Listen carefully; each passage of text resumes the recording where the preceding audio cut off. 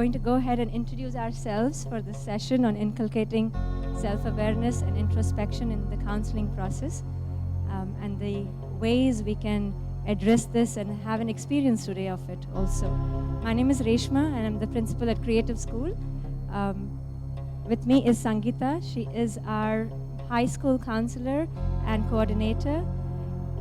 We are co-presenting with Anju and Dr. Pascal. Anju and Dr. Pascal are founders and directors at the Mahatma Gandhi International School in Ahmedabad, and we have only spoken on the phone many times now, and it's been a wonderful opportunity to meet them here and share very likewise similar experiences. So thank you and welcome also to both of you.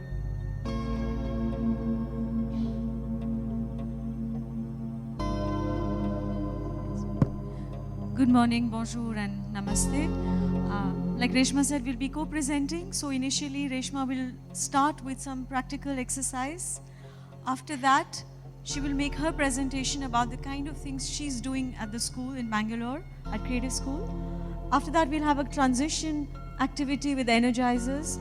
Then I will make a presentation, and if we have time, maybe 5 to 10 minutes at the end, we will have a little bit of a question and answer. So this is going to be some amount of movement and some little bit of physical activity at some point in time. So it's good if you have some space between you.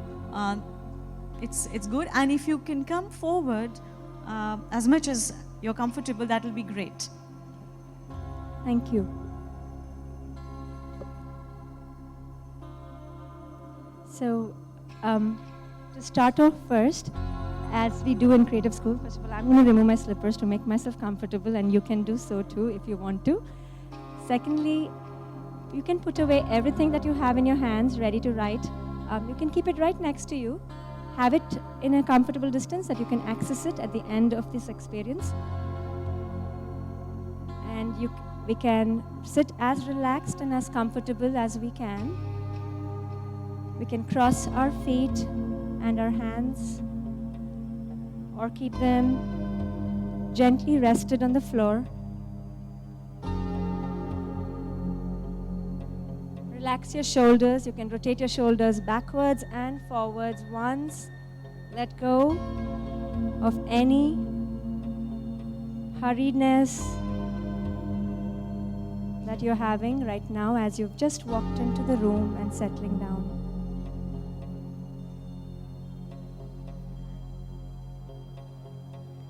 We'll go into closing our eyes now,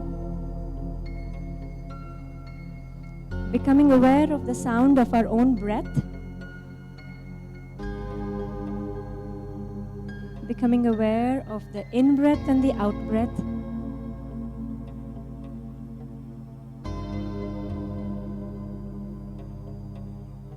breathing in and breathing out. Breathing in relaxed energy, breathing out any tiredness, any hurriedness, any thoughts, letting go with your breath. Breathing into your feet, relaxing it. Breathing into your ankles, relaxing them. Breathing into your calf muscles, adjusting yourself a little bit to be even more relaxed now. Breathing into your knees, gently allowing the breath to be at your knees. Breathing into your thighs and your pelvic area, relaxing your entire legs. Breathing in relaxed energy, breathing out any tiredness. Relaxing your lower abdomen and letting go, allowing it to just sit very comfortably in your chair. Breathing into your middle abdomen and the back of your lower spine and relaxing with your breath.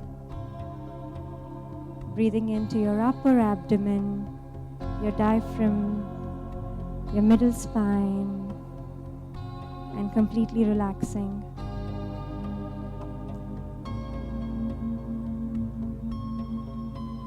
Breathing into your chest region, allowing the breath to expand your entire thoracic region, and letting go. Allowing your whole body, your entire torso and abdomen now to be gently relaxed with this breath through your feet all the way down into Mother Earth. Breathing in fresh energy, breathing out and letting go.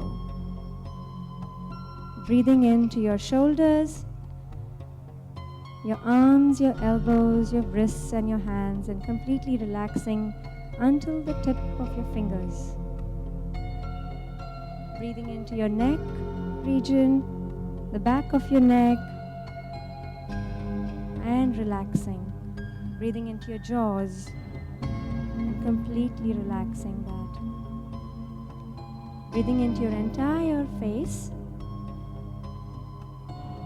Breathing relaxed energy into your entire face.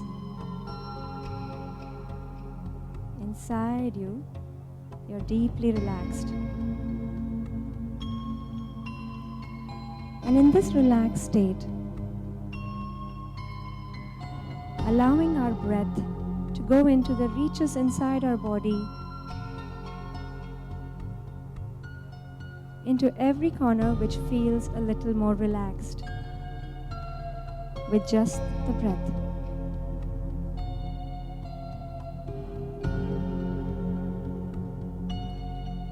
At this stage,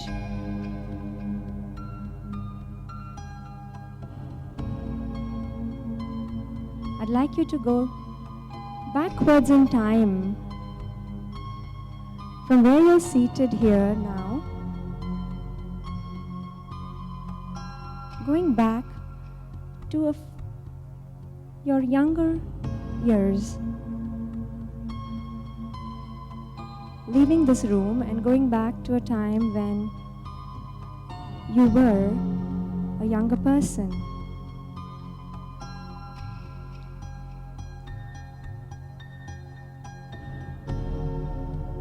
Letting your breath take you even back into your own childhood, into a time, into a significant time when you were happy, when you had a moment of doing something or being there, just relaxed, content, happy. Meet your younger self there. See what you were doing. How old are you? And notice the various wonderful things around you at that time.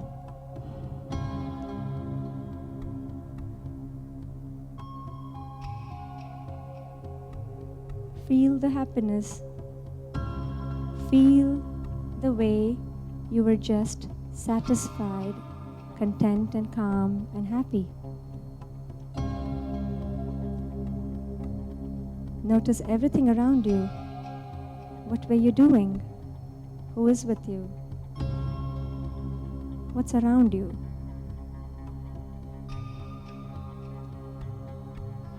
Completely recollect all that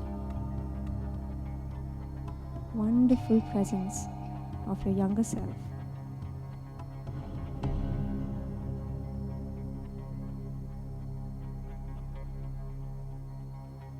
And now, we'll slowly come back from there after we have met our younger self in that moment of happiness, and come back into this room, slowly back in this present time, into this current space, in this moment. Here on this chair, feel the temperature and the air around you. Feel your breath. Breathing in and breathing out. Breathing in and breathing out. Becoming more and more conscious of this body here.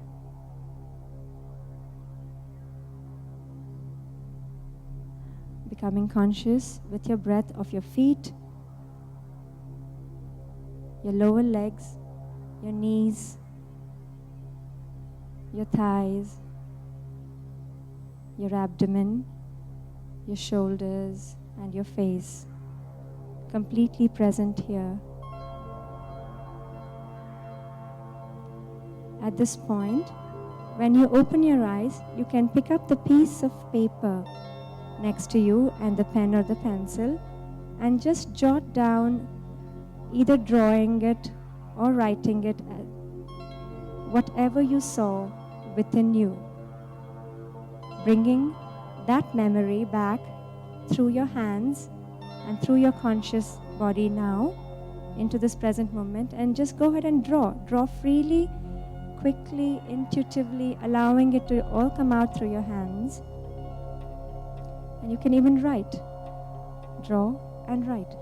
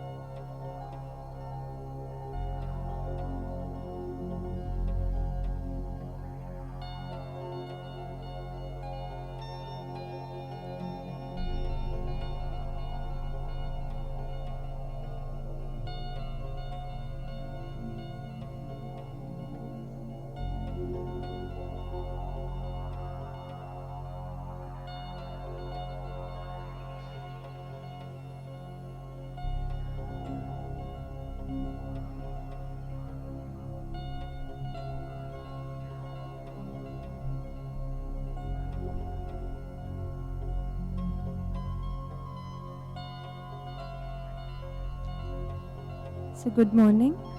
And this is one way in which we engage with ourselves and with children or with even parents to increase our own introspection and self-awareness of who we are.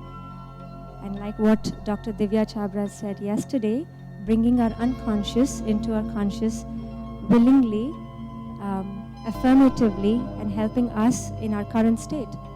Children need this too, so that they can make conscious decisions for themselves, going into their own awareness as themselves, apart from that awareness of their teachers or their counselors or their own parents. We'll first quickly go through a few slides about how we do this and what we are at Creative School, after which we will hand over the mic and stage to also Anju and Pascal to continue this talk on the same topic. So Creative School and its sister, Pragna Wisdom Center, are two equal halves, I would say, of the Healing Circle Trust. The school caters to mainly the children, and the Pragna Wisdom Center caters to the parents and the teachers through all these processes of mindfulness and inculcating self-awareness and increasing our own vibrations as we co-host our presence in a child's life. We are based in Bangalore, and our founders, Jayashree and Ashok, we started this 10 years ago. It's a co-created space where a lot of us came together with a vision and went on this journey of self-awareness, self-reflection, and increasing our own energies to become better and better human beings, and hence better teachers and counselors. We were inspired by the Mother and Sri Aurobindo's works on integral education. Our vision is to inspire and encourage children to become abundant, conscious creators of their own lives, empowered by their soul. We are a soul-based education where we believe that we might have a human body, but we are actually human beings having not just this physical body, but also our own emotional body, our intellectual body, and our own spiritual body, which supports and grows together through all stages of our life. And I'll ask Sangeeta to share about the cornerstone of our work. Good morning. So when we, as a school, when we have a vision that, our children are conscious creators and how to keep that alive. So one of the things that has come about by a lot of research and work, and what we're sharing with you is completely a practice that we have practiced ourselves as teachers and counselors for 10 years, but it has also taken another decade to come into being. So to keep the inner child, the inner spirit alive, because we have noticed that when we keep the inner spirit intact of a child, it opens up a million possibilities that might not be in my per se as a counselor or a teacher. So we have the life and living classes that becomes the bedrock of our philosophy, wherein we are looking at, literally that, life and living. Because as a school, we're not just looking at, okay, I need to get them ready for their boards, get them ready for college and send them off. That's not it. Truly to be able to take what they learn, and they spend 13 years with us, to really stay true to that. So we have a number of programs like emotional intelligence, well-being, and how can they manage their stress and work life? How can they balance their work and play and yet be able to do it all? And building healthy relationships. I think this is something that we really need to focus going forward in terms of, everything in the world, I'm related one way or the other. You being in this space are definitely related to the topic, and that's why you walked in through these doors. So how do we build these relationships? And life and living classes really become the cornerstone of our education, right from kindergarten to our 12th graders. In our entire day, like Reshma just started off with a quiet meditation in terms of, processing it. We also have areas through the day when the child, apart from the subjects, goes into a time of, silence. And that silence can happen even in my science classes of, going in within, reflecting. And it's important to take those pause points. We do have, it is mandatory for our children to have seva in the space. It can be in the kitchen, it can be helping another teacher out, it can be helping another child in the younger grades read or write. But it becomes important because when we give, we also learn to receive. As teachers and counselors, when we give, it also nourishes us to move forward. And that's why, again, I think we really stress on seva, not just that it looks good on the application, but it helps in the application of life for yourself. This picture really I love because when I look at the little girl, there's definitely possibilities that are already there that we need to connect to.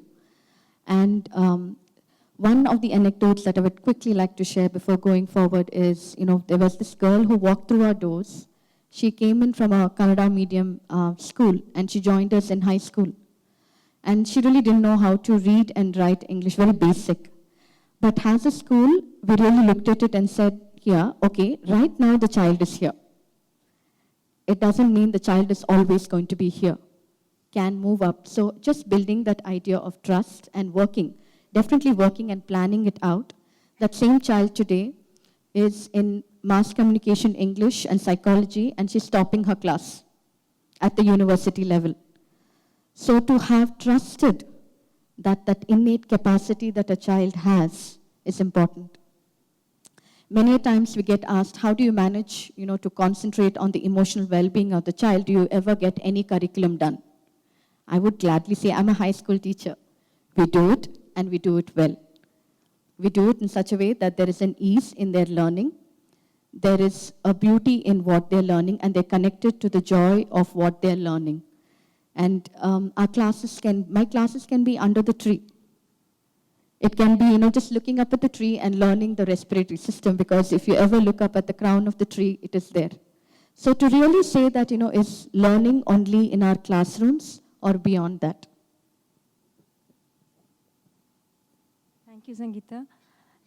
How do we do this? We do this because over the years of experience we have had, Jayashree has been fundamental in bringing together the team to look into these aspects called the sacred classroom, which is the heart of our work, which looks at, as I said, the well-being, but also creates a pathway through the four-step learning and co-creating sacred ideologies that we have, which address the curriculum and the design of the entire space to match this whole concept of well-being.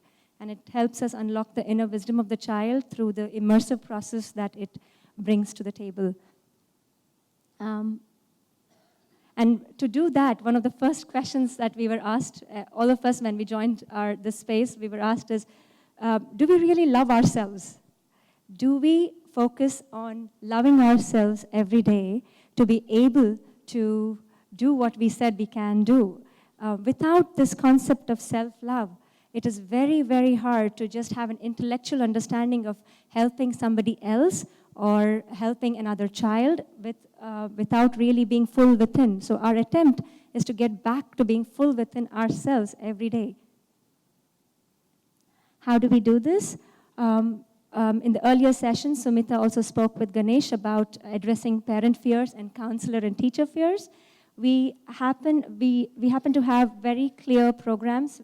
One of the programs is the Wisdom Circles, which is a weekly time when teachers and counselors put aside all work and we go and work on ourselves and the idea of well-being and managing our own healthy relationships, our own emotional health, our own stresses, rather than anything else that might take priority at that time.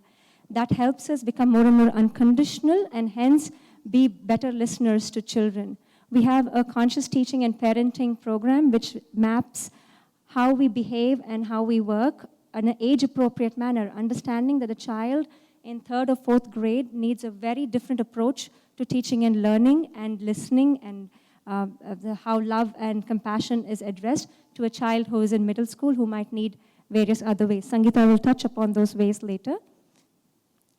So counseling is a very challenging journey, and one of the biggest challenges is the fact that we might be busy sending limiting thoughts to ourselves. When a kid in our school once came up to us and said, I do want to do mathematics in the higher grades because I really love design, but I think I'll need mathematics for it, and he has dyscalculia and he had dysgraphia, we were doubtful. We had to get over those limiting beliefs and thoughts so that we could allow his work to go ahead. His potential, his body was speaking out of completeness because we are providing that space, which meant we also had to decondition ourselves at every step. We naturally transfer energies to everybody and everybody around us, consciously, but mostly unconsciously, like what Dr. Divya said. Whether we are conscious or not, students are listening to your whole body, to our whole body, the whole body of the management and the teachers. So we practice deep listening, empathy to ourselves and empathy to others, not sympathy. Sympathy is a little different, where we might be ending up being judgmental and not discerning of the fact that they are actually asking us to listen completely.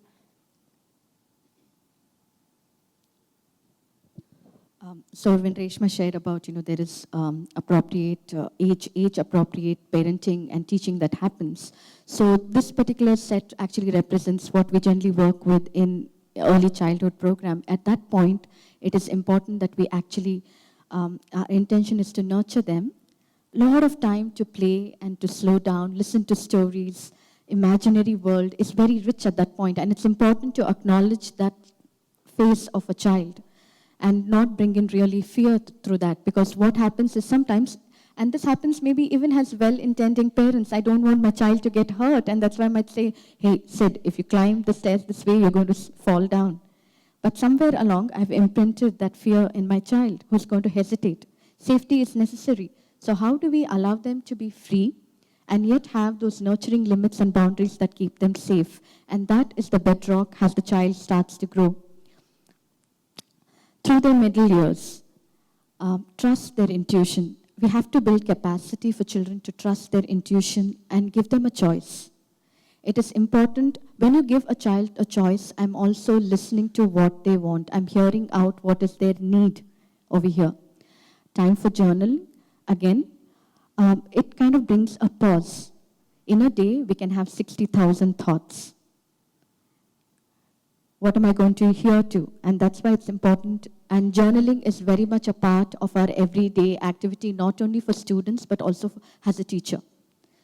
It's also because it really acknowledges what has gone well, what has not gone so great today, but can be worked on and we can move on.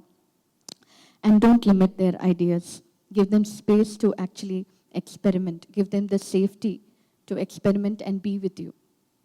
And by the time they come into the high school, Start building on their dreams and gratitude, because each child that you're reaching out to has a purpose.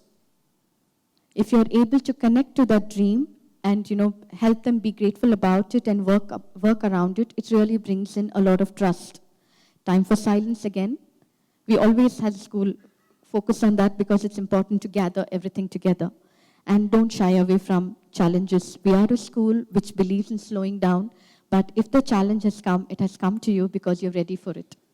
Build that capacity as teachers and counselors to say, yes, it is hard right now. How can we work around? How can we work with it? And that is something that, as teachers, as counselors, as schools, let's build that, because that is going to keep them going in their life. 3 things that, what we're sharing now is something that you can easily, apply in your space. Where there is intention, there is attention. And when there is intention and attention, automatically there is trust.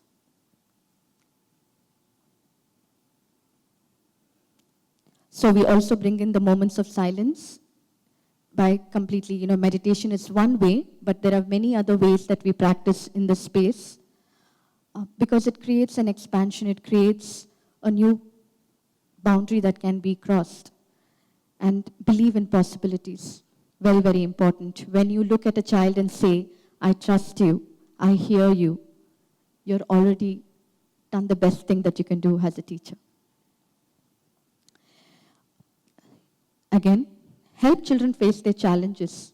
It's very important. Sometimes we can offer so much love and so much presence, but if we don't point out and say, you can work this and you can work it and hold them, then we're not doing our service completely to the child.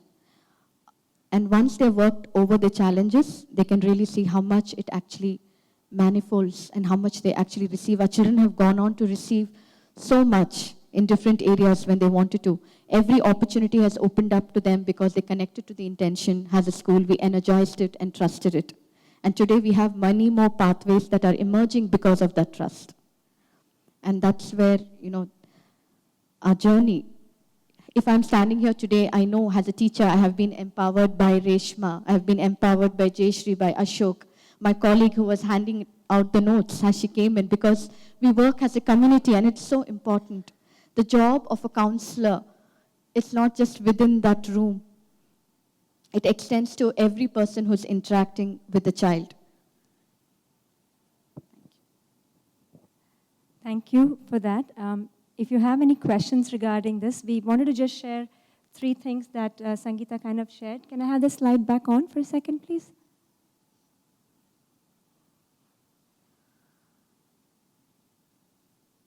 Oh, well. So the 3 things just to take away. One is to have moments where they share themselves with each other and with you, be it journaling, be it affirmations, be it gratitude, having time for silence and allowing expansion through even field trips in the middle of your school year. Please make sure you take your kids out somewhere. They will still get their work done, but by doing that, they will expand their horizons inside their own selves, which will make them reach out. And thirdly, please allow them to completely face their challenges. If there's a challenge, if there's a failure, let them learn through it, but be there with your deep listening ears, not the judgments that we kind of touched upon earlier. So thank you, and I'd like to hand the mic over to Anju and Pascal, who are going to lead you now through a little bit of an activity again, and proceed from there. Thank you. Thank you, Reshma. Thank you very much. Okay, so first thing I'd like to is to revive our bodies and bring our, energy back. So I'd like you to put your fists, put your hands like this in front of you. So this is the moment you can't have your phones. Okay? And put your thumb and little finger out in one direction, let's say to your right. Now, only the thumb of your right hand, little finger of your left hand. Thumb. One thumb and one little finger. Is that fine? One thumb, the thumb of your right hand, and the little finger of your left hand. Got it? Okay, now take it in and do the opposite. Thumb of your left hand and little finger of your right hand. Yes? Opposite. Reverse. Okay? You'd be surprised how much something as simple as this, sometimes, for some people, may take time. The reason being that our neural pathways are used to certain routine things. The moment you do something new, there's a new neuron connection which needs to be forged. Once it's done, it's like cycling, it'll come easily. There are lots of brain gym exercises on the YouTube. You know, you have this one where you have alternate, the middle finger stays steady, and it's the ring finger and the index that keeps alternating. If you look it up on YouTube, you'll find lots of brain gym things. So this is just to connect and make new neuron connections. So now, I'm going to ask you to do something simple, which is inspired from Kriya Yoga, which is brought forward by Yogananda Paramahansa. Okay? So I'd like you to all stand up. Thanks. And you are going to start tapping your body. Okay? Just tap different parts of your body, head, neck, and say, awaken my cells, awaken. Awaken my cells, awaken.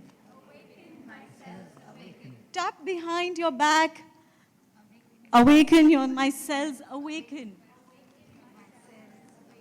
Great. Now, I want you to just put your hands out and say, I'm energetic. I'm enthusiastic. I'm energetic. I'm enthusiastic. Great. And now you're going to walk on the spot and you're going to say, I'm awake and ready. I'm awake and ready. I'm awake and ready. I'm awake and ready. With your movement of your arms going like that. Yes.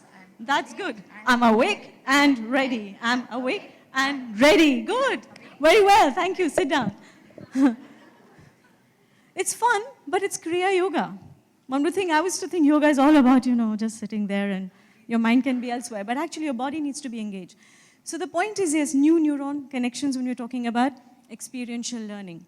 So I'll take you through quickly about what we do in the school called Mahatma Gandhi International School, which is based in Ahmedabad. That's my husband, Pascal. We both created the school 20 years ago. And one of the important purposes of creating the school was like, what's the purpose of education? We were asking ourselves that question. And at that point in time, we thought that the process of learning is important. So we called it the journey is the destination. And later we realized that the biggest journey is actually within. And therefore, to know yourself is the biggest gift that you can give to any individual. So that's the purpose of education. Any conference or presentation, Pascal and I begin now in the memory of our daughter, Tara.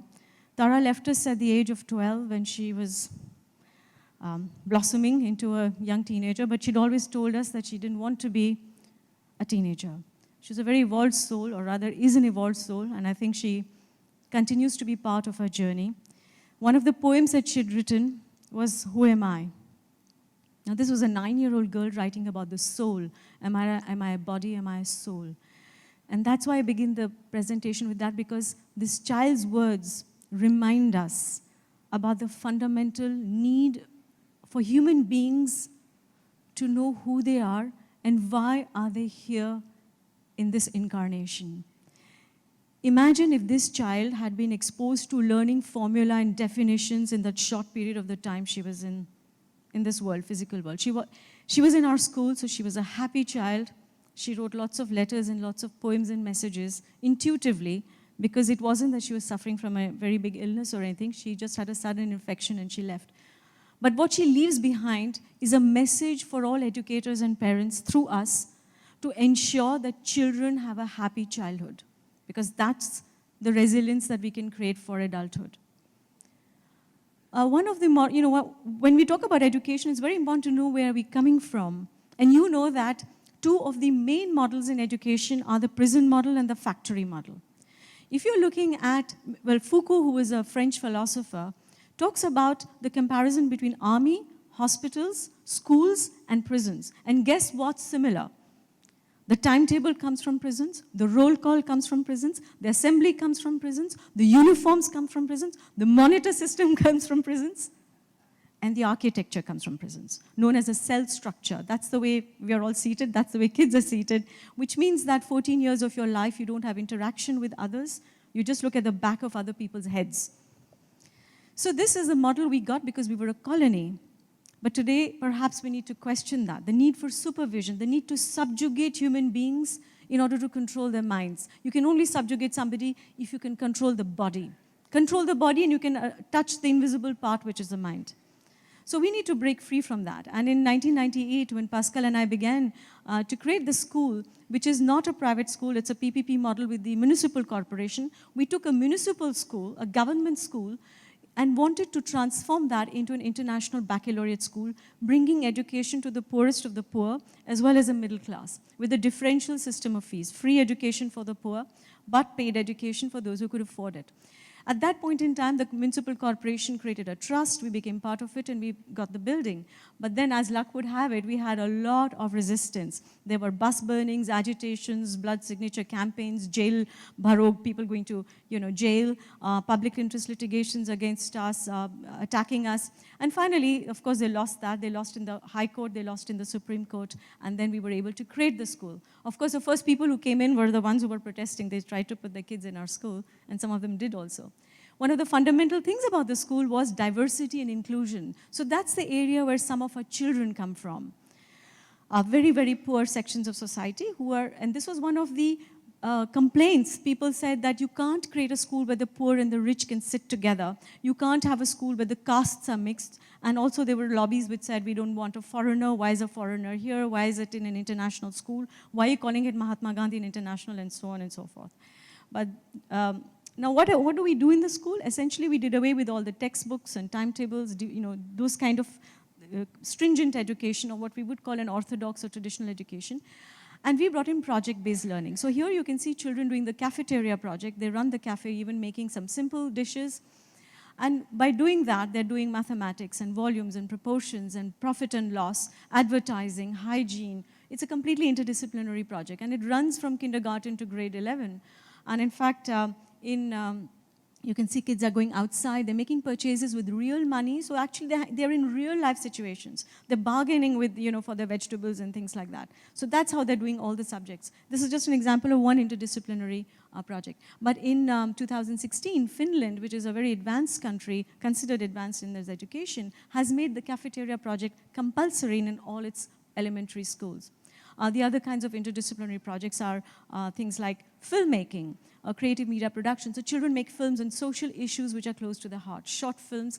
And by doing that, they're of course doing script writing, physics of light, sound, editing, etc. So again, this becomes an interdisciplinary project. Here is an example of some films that they made and posters they created for the Election Commission of India. So they're actually working with real organizations. These are not simulations. They work with professionals. They bid for tenders.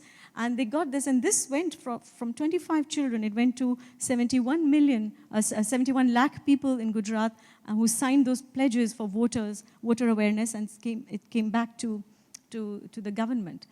So the point is that citizenship, democratic rights, etc., the children are being trained from a young age. They are in the professional world. Of course, this was awarded by the president as a project. Now, this means that when you're doing a project-based experiential learning, it means that the culture of the school should be something that enhances or encourages it. So our school, the children make their own rules. They have conflict resolution themselves. And there's a council meeting with the chairman and secretary by rotation. From kindergarten onwards, they do that. And therefore, it is all done through dialogue. The seating arrangement, like you saw in the previous photograph, we needed to break that linear seating. So here you can see children are seated around, and the tables go up to the walls. And that's how we have the flooring free. And for the floor for us is a very big resource. So we were a municipal school, we still are, and we had very limited resources. And our challenge was we wanted to prove that good education doesn't come only from cement and bricks, it comes from what goes on inside the classroom. It's the teacher who will make the difference inside the classroom. So therefore, We used everything that was available to us, and the space was a very big constraint, so we began to use a floor, and you can see children have made the map on the floor. But then the learning is not just creating the map, the learning continues when they pick up chits and they run to the Amazon River, they run to Mount Everest or whatever, then they can close their eyes and one child will take the other, so they pick up chits, and they can go on playing because it becomes a giant board game. So our motto when we started the school was very simple: make it a game. That's it. And you make it a game and you've got all the strategies in it and the kids can go on learning. Now, you would think that that's okay for younger kids. What about older children? And here you have a 9th standard doing the chemistry, the periodic table, which is a very hard concept in chemistry. And this is Ravinder, my colleague here, who's done this project. And what we did was, children became electrons in the atom. So they pick up a chit, they have to go and show and choreograph an atom dance based on the nature of that element. So if it's carbon or it's oxygen or whatever, and other kids are going to guess what it is. So they have to justify as well, why did they do that particular choreography? So it's fun. It's just basically using your body and all the senses. That was very important, because that's how you can keep a learner engaged. Otherwise, you can be seated here listening to me while I talk, but your mind can be on what's for lunch and did I switch off the gas or not or whatever. We know that. So the whole trick is, how do I keep everybody engaged? Of course, our evaluation system also continues to be in a similar way experiential. Children here, they've made political parties. This is, again, transdisciplinary evaluation system. But what I want to show through this photograph is that children who went through the experiential learning process actually went on to find their passions, because they found out what they liked to do when they were doing something and what they did not like to do. And here, this boy, for example, who had a hearing impairment, is today actually doing political, he's finished his PhD in political science. He went to Sciences Po in Europe and then to US. So you see, that's how, by doing these things, that the kids found their calling. Here, we have an example of a underprivileged girl, socially, economically underprivileged child, through the filmmaking, becoming a filmmaker, professional filmmaker, coming back to the school, teaching the kids, etc. So children finding their calling. Another child who had dyslexia and, of course, found his passion in drums, in music. So what we did was, in order to engage him, we made him do the mathematics through drumming, the poetry through drumming, this physics of sound through the drums, and we connected everything to his passion, and he was able to do his, and he passed his IB, the International Baccalaureate, and moved on. And today he's a musician in Bollywood. So that's the thing that's really important, to allow children to find their passion, but through the pedagogy. So all was going well, and like I said, in 2014, I mean, our world completely collapsed, and Tara left us suddenly. And after her departure, we began to find messages that she had left in little fragments of poetry. They began to appear mysteriously. I would just go pick up a chit, find something, and I would wonder, how did I even find this note? As we began to find it, then that opened a new door for Pascal and myself to go on a spiritual quest to find out, what's the nature of reality? Is there life after death? Does consciousness continue? And as we began to search for those answers, we began to expand our own understanding. We learned shamanism in Ireland, we learned energy techniques, we learned so much. We realized that this is what we must be doing in schools. So after that, we began to create a kind of what we would call today consciousness curriculum. And this is not based only on spiritual things. This is based on hard science, what's happening in the scientific field today, but it is not in the textbooks yet. It's going to take time. So just a few names. Rupert Sheldrake, you'll find him on YouTube. It's a banned TED Talk. He busts the myths of science. He's a biochemist from University of Cambridge. Amit Goswami, quantum physicist. He's based in the US as well. Bruce Lipton, epigenetics, who talks about how ultimately the nature of all disease has its root in stress. So it is mind over matter. So these are things which are in science today. And of course, Gary Zukov, again, quantum physics, bringing physics and spirituality together. Now, so we are at a point in human history where it's exciting, because these were two different domains which are now coming together. But are we talking about it in the classrooms? Does mainstream media talk about it? No. They will talk about all the other dark things, but not teach us what's really relevant to us to create a resilient human being. That's important. So we started then working in teacher trainings. We began to bring this into the classroom using, so we had already worked on the body and the 5 senses. Now we began to work on the 6th sense, the intuition. You can see them communicating. So these are teachers. First, the teachers are learning. They're communicating with the trees, receiving messages. So this communication with the tree can be intuitive and it can be scientific. Both go hand in hand.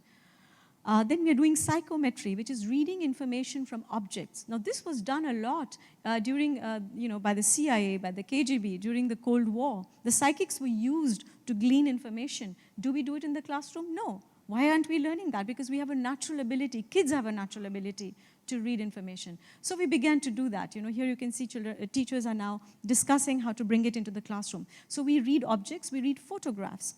You show a photograph to a child, go into the alpha mode of, meditative mode, and you'll be able to glean a lot of information about that person. Is a person dead or alive? What's the passion? What's the personality of this person, etc. So that's what we started to do. Here you can see children are actually working on, the energy.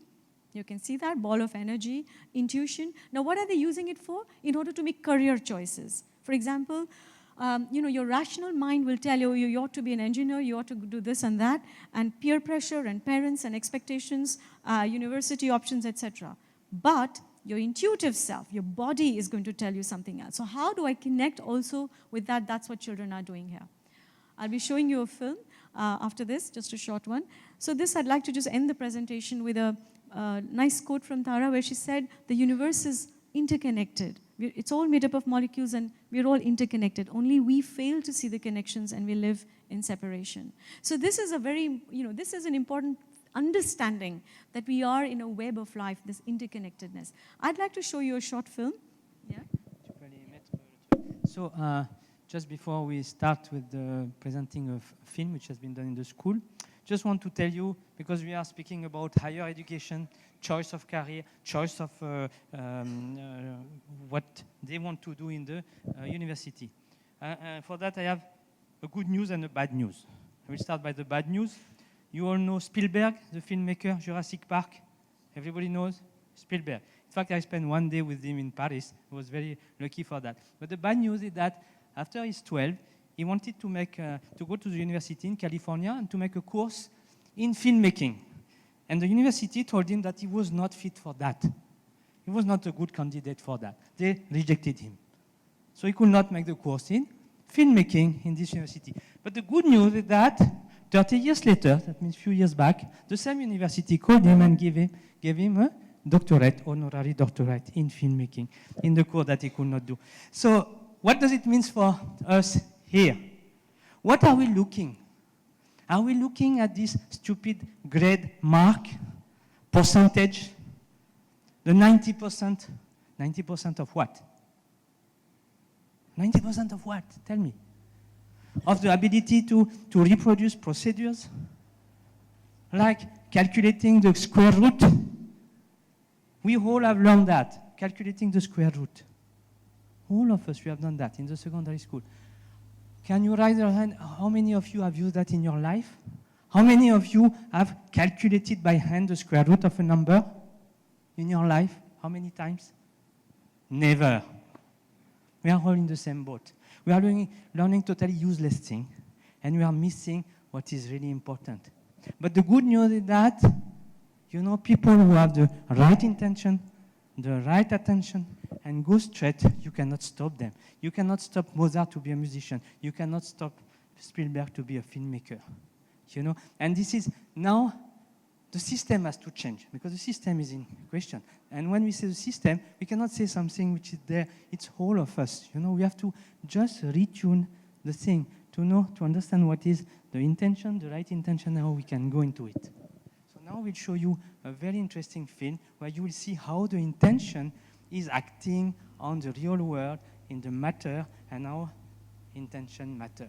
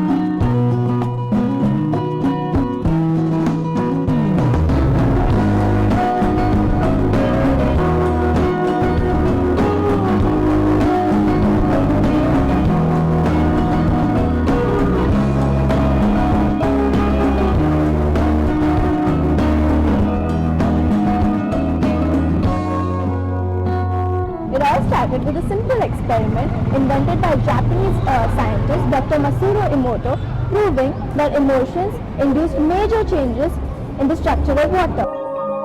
Dr. Emoto has conducted another interesting experiment.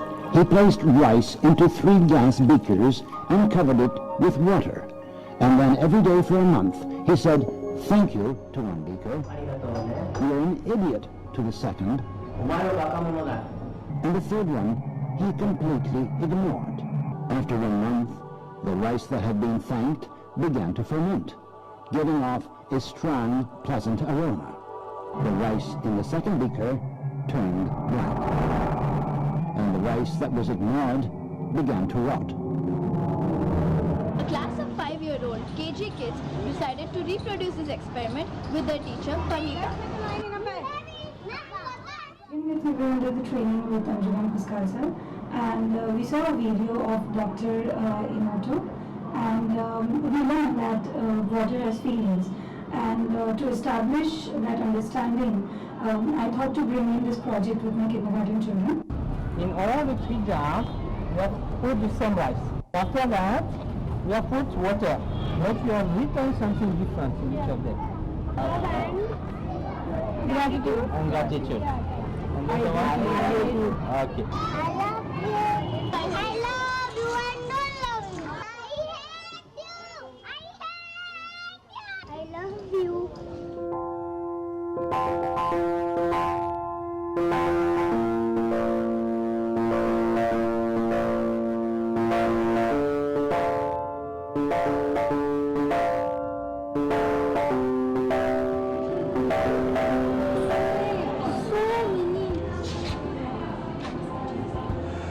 When we opened the jar, the one that was I love you one had a life in it.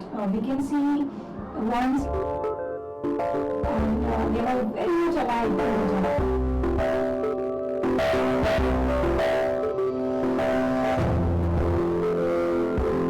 As you can see, the jar with I hate you has brown color water and no life in it. The ignored one was, we saw that there was a life, the worm did come out, but it couldn't survive. Maybe everything in this world has life, they just need love and affection to live. Without that, they can't survive.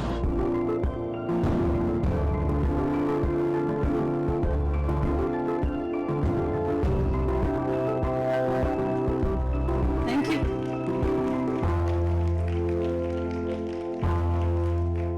Thank you very much. I think if there are questions, we'll have to take them over tea. And yes, thank you. Thank you so much for that. It just shows us all that if we continue to learn, to inspire ourselves, take that 1 or 2 steps in the direction that we ourselves are fearful about, but actually go through that and feel better about trying something ourselves, which our logical mind or our lineage of certain schoolings, as she showed us, the prison schooling system or the factory schooling system has trained us, but we step away from that and we try to be normal human beings in the whole sense, then maybe our children have a great and wonderful future. So thank you. Thank you very much for being such a wonderful audience. Thank you. So there's 5 minutes for questions if anybody has questions. How many students in our school? It's a small school, so it's around 300 students. Till grade 12, yeah. But the idea was not to have a big school. The idea was to show something different as possible. And now it's through teacher trainings that we are helping other schools do different things. We have around 220 students in our school. Sorry? No, ours is not a residential school, it's a day school, and children come from all around Bangalore right now. We will be opening a residential campus in a couple of years. Which board? Cambridge International. Actually, one of the, we are IB, but we also have EdExcel, Pearson, the BTech courses, we have vocational, and we have Mission Like Française, which is a French board, and we have Cambridge. So we're not just Cambridge International, we also have children who are taking the NIOS or are in the free progress system where they're doing different things to make their life better. Yeah. We visited all the time. Our kids have got used to camera teams, on their faces now. We've had a lot of, it's been 20 years now, so just come. It's a center of learning, just come. If people just walk in and, of course, we have guided tours with teachers going around in small groups. But one of the things I wanted to tell you is that if we have to have sustainable future, then the educational models have to be sustainable. And that's why the idea of a small school. Lots of small schools which are on a human scale, where the teacher knows the child, we know each other, we function like a family unit. In fact, a lot of kids, and I'm sure it happens in a lot of other schools too, where they say it's like a second home. But you see, the scale has to be sustainable of educational models. So if you're having large campuses, it's great, but it shouldn't prevent us from good education coming from smaller models too. Dr. Raja has a question.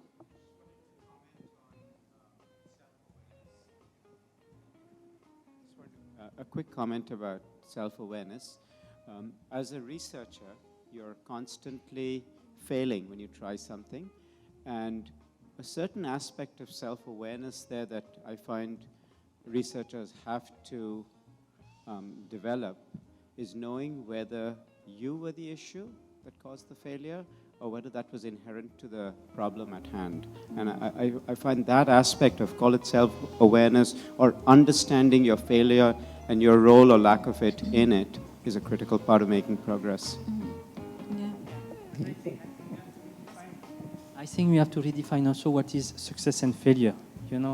Is failure only the fact that you don't get the percentage, or is it something else? I know a student who gets a great percentage, and I will not call them a success in their life. And I know children who have a reasonable percentage, but they make a great success in their life. So also, I think the definition of success. I'd like to add one thing, because you're talking about research. We were in Paris and we saw these films on mindfulness. And I suddenly became aware of how mindfulness can become totally a negative thing as well. It can be used to make children passive and to use it as a technique to cope with the stress that the educational system is creating. You see, that's not what we want. We don't want that, it's like a band-aid. That look, the educational system is creating a lot of stress. You need to get better marks in your sciences. So let's do a little bit of mindfulness. And that's when I had to stand up and say, I'm sorry, address the real problem. The stress is being caused by the education system. This is a component. This is anyway part of our life and should be learned. But it's not a band-aid, So that's and the Lancet Commission report, which is from the 5 top UK universities every 2-3 years, is speaking about the rising instance of depression amongst the young population across the world. It says the #1 killer, and it's younger populations which are affected. And India, of course, being a sitting duck in that, we have such a young demography. And it's all being created by educational systems, the stress. So we need to address that, Yes. So what percentage of your schools are like low income or economic disadvantaged kids? And also how do you manage, so I work at a mixed income school as well. How do you manage, especially in early years, the interaction across so that it's one that's cooperative and collaborative in nature? Both ways, we can both answer. It's the pedagogy. What's really important is the classroom pedagogy must promote that interaction, exchange of points of views, getting to it. That's why we have a lot of icebreakers, energizers, etc. And that was a very big argument used in the High Court, saying that your project cannot be done because you cannot mix people from different castes, religions, and socioeconomic backgrounds. But we succeeded because of the pedagogy. That's... What she said is exactly right. When we said the sacred classroom and the principles of how the environment is held together is more important than worrying about whether the child is able to cope with it or whether this child will be sensitized enough for that. The sensitivity increases because of the environment. And that environment and the responsibility of that lies with the school, lies with the management, lies with the teacher, and the training that we receive on that.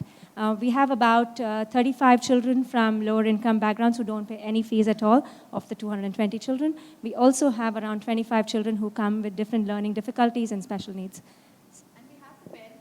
Actually really tie in and support. So they actually sponsor the education of these children.